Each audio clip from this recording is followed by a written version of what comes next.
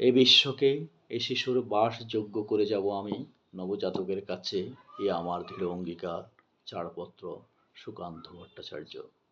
সুকান্ত ও Vladimir Mayakovsky, যিনি Russian কবি ছিলেন, দু কবির মাঝে বিশ্ব জিওগ্রাফিক্যাল যে বিষয়, সেই বিষয় অনুষঙ্গ হিসেবে নিয়ে আসা হয়েছে। দু কবি মনে হচ্ছে যে একটি ধ্বংসস্তূপের মধ্যে দাঁড়িয়ে প্রতিবাদ এবং প্রতিরোধের ভাষা উপস্থাপন করেছেন। শ্রমজীবী মানুষের জীবন ও সংগ্রামের যুগপৎ যে দৃষ্টান্ত, তা আমরা দেখতে পাই পয়লা মেয়ের কবিতা ৪৬, সুকান্ত ভট্টাচার্যের লেখা।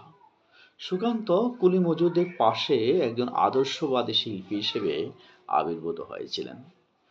এই কুলি মজুর, যাদের ত্যাগ ও শ্রমের মূল্য যথাযথ মর্যাদা রক্ষার্থে তিনি হয়তো কাব্যকীর্তির মধ্য দিয়ে সে আয়োজনটি করেছিলেন।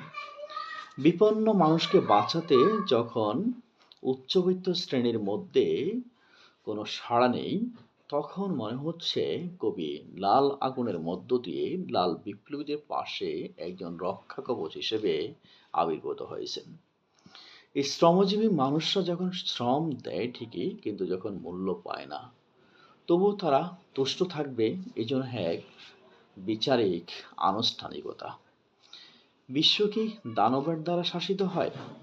না খেয়ে পেট ভরে ক্ষুধার্ত ভুখা মানুষ ধুকে মরবে, শরীর জীর্ণ হবে, হাড় গড়ে কাঁপুনি ধরবে, তবুও তারা নিঃশব্দ থাকবে। এসবই কি বিচার? এসব কতকাল সহ্য করবে শ্রমজীবী মানুষ? তাই হয়তো কবি ভাবনায়, চলো শুকনো হাড়ের বদল সন্ধান করি তাজা রক্তের, তৈরি হোক লাল আগুনে ঝলসানো আমাদের খাদ্য, শেকলের দাগ ঢেকে দিয়ে গজিয়ে উঠুক সিংহের কেশর প্রত্যেকের ঘাড়ে। কাব্যগ্রন্থ ঘুম নেই। কবি মানুষের উপর অত্যাচার, শোষণ এবং হিংস্র মনোভাবকে তার এই কবিতায় অত্যন্ত নিপুণভাবে উপস্থাপন করেছেন।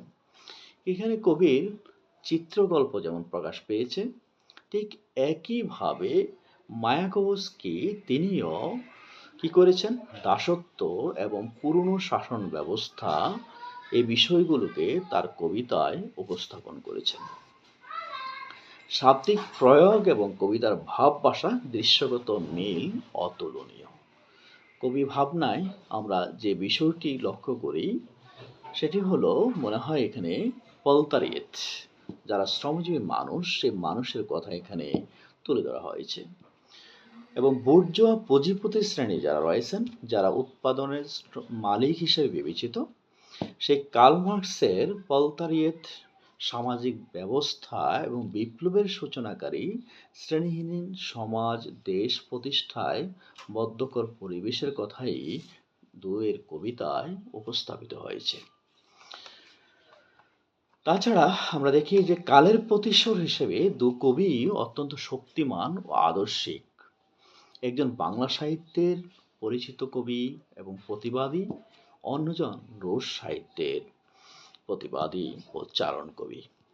তাদের জীবনের ভাবনা যেমন সাহিত্য কীর্তি উজ্জ্বল ও শিল্পিত হয়েছে, বনে গেছেন উদার মনুষ্যত্ব, বিপ্লবী সত্তার প্রেরণা। আমরা দেখেছি পাশ্চাত্য জগৎ বিশ্বকে বারবার শাসন ও শোষণ করেছে, তাদের একমাত্র উপলক্ষ ছিল ক্ষমতা গ্রহণ।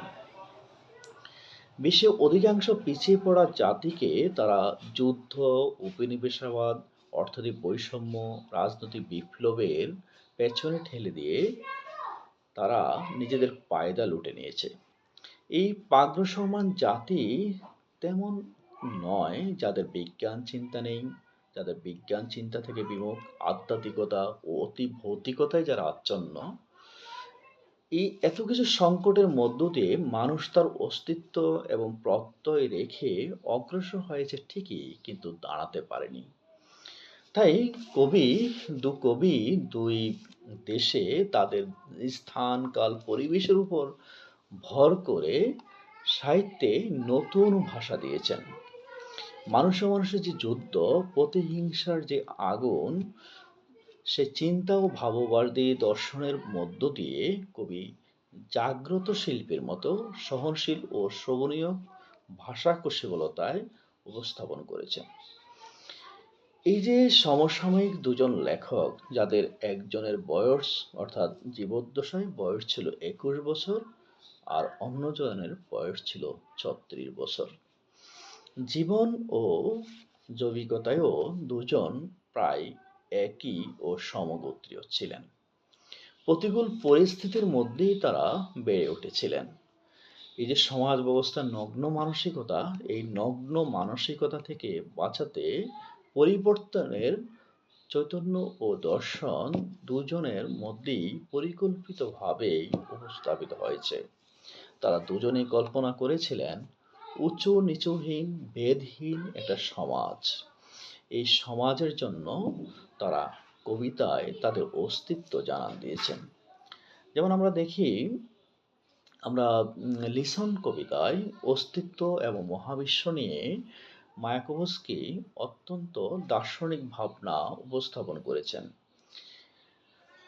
আবার আমরা সুকান্তের মধ্যেও আমরা রাজনৈতিক যে চিন্তা এবং শোষণ ব্যবস্থা, শোষকের গ্রীবার শক্তি ধ্বংসকরণের যে চিন্তা, সে বিষয়টি আমরা লক্ষ্য করছি। তাদের দুজনের কবিত্ব ভাষায় যে শব্দের বন্ধন রয়েছে, তার মূল লক্ষ্য ছিল সভ্যতা, সংস্কৃতি, অধিকার, দৃঢ়চিন্তা প্রকাশ, অর্থাৎ দৃঢ়চিন্তার মধ্য দিয়ে এগুলো প্রকাশ করা। তাই কবিতা প্রেম এগুলো ব্যক্তিগত পর্যায়ে উপস্থাপিত হলো ভাঙ্গনের প্রতীকী রূপে পুঁজিবাদী বুর্জোয়া শ্রেণীর সমাজ ব্যবস্থাকেই ভেঙ্গে একটি সমতল সমাজ এবং মানুষের উদার মানসিকতার জায়গা তৈরি করতে চেষ্টা করেছিলেন। কিন্তু আদৌ কি তা সম্ভব হয়েছে? না, আদৌ সম্ভব হয়নি। তবুও লেখকের সৃষ্টির প্রেরণা তো থেমে নেই। লেখক লিখবেন, সময়কে ধারণ করবেন, আবার লিখবেন। এই লেখার মধ্য দিয়ে তিনি কৃত্রিমতাকে ছেড়ে প্রকৃতির রূপায়ণে নবসৃষ্টির উদ্ভাসে একটি দৃষ্টান্ত রেখে যাবেন। তবে সমাজ, দেশ এবং মানুষের যে আকুলতা, হতাশা, এত আত্মসমর্পণের যে অনুভূতি, তা দায়িত্ব সচেতনতার মধ্য দিয়ে প্রকাশ পাবে। মন ও মননে হৃদয়ঙ্গম হবে সেই মানুষের দৃষ্টি ও আকুলতা। দুজন কবি যেমন প্রকৃতিকে নিয়ে এসেছেন, পুঁজিবাদী সমাজকে এসেছেন, শ্রেণীর সংগ্রামকে নিয়ে এসেছেন, ঠিক একইভাবে ব্যক্তিগত পর্যায়েও অর্থাৎ ব্যক্তিক আদর্শকেও ধারণ করেছেন। দু কবির মধ্যেই লেনিন আদর্শের এবং মার্ক্সবাদী দর্শনের প্রয়োগ যথার্থ দেখা যায়। তারা মনে হয় বিশ্বলোকের ভাবনায় ঐক্যের আশ্রয় নিয়েছেন দুজন কবি। তাই আমরা দেখি মায়াকোভস্কির লেফট মার্চ ও সুকান্ত ভট্টাচার্যের ছাড়পত্র কবিতায় ঠিক সৈনিকদের বিপ্লবী অভিযাত্রার আত্মপ্রত্যয় অত্যন্ত নিপুণভাবে বুনন রয়েছে। তাদের দুজনের উদ্দেশ্য হলো ভগ্ন রাষ্ট্র কাঠামো, শোষণ ব্যবস্থা ভেঙে নতুন রাষ্ট্র কাঠামো এবং সচল গণতান্ত্রিক মনোভাব তৈরি করা। তবেই গণমুক্তি, জনগণের মুক্তি, দেশের মুক্তি এবং স্বাধীনতাকামী মানুষের আত্মপ্রত্যয়ের আকাঙ্ক্ষা প্রতিফলন হবে।